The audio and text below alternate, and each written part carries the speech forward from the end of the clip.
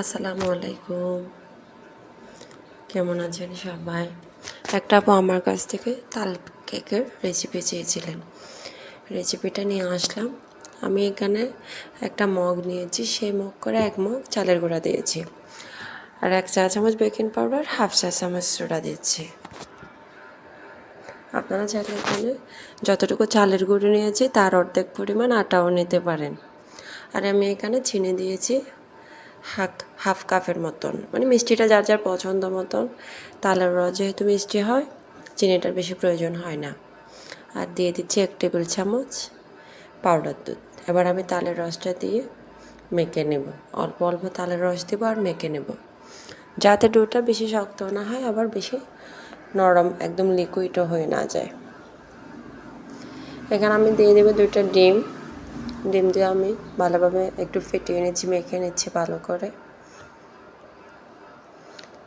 আপনাদের কাছে যদি ডিম 2টা থাকে 2টা দিবেন, 3টা থাকলে 3টা দিবেন, সমস্যা নাই, দিতে পারেন। এরপর আমি আমার যেই কেকের মোল্ড আছে, ছোটো ছোটো কাপ কেকের, ওখানে আমি তেল ব্রাশ করে নিয়েছি। এখন আমি ব্যাটারটা দিয়ে দিচ্ছি, যাতে পিঠাটা সহজে উঠে যায় মোল্ড থেকে। উপরে নারকেল কুচি আর কিশমিশ দিয়ে দেব।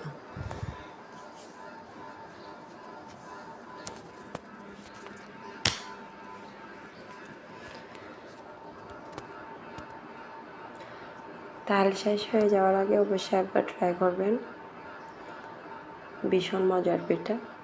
আবার চুলা দেওয়ার প্রসেসে চলে আসলাম। আমি এখানে রাইস কুকারের যে একটা ফোন থাকে ওইটাই ব্যবহার করেছি।